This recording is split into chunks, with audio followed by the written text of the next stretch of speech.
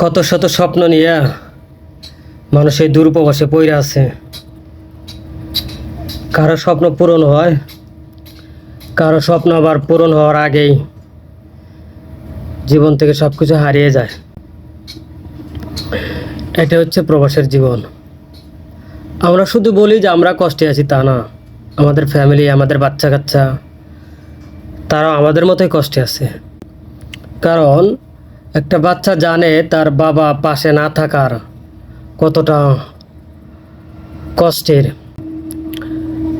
যখন একটা প্রবাসীর বাচ্চা স্কুলে যায় এবং সেখানে দেখে হাজার হাজার বাবা মা এসে তার বাচ্চাদেরকে নিয়ে যায়, তখন একটা প্রবাসীর বাচ্চার মনে চায় যে সেও তার বাবার কোলে উঠবে, তার বাবার সাথে স্কুলে যাবে, কিন্তু সে পারে না।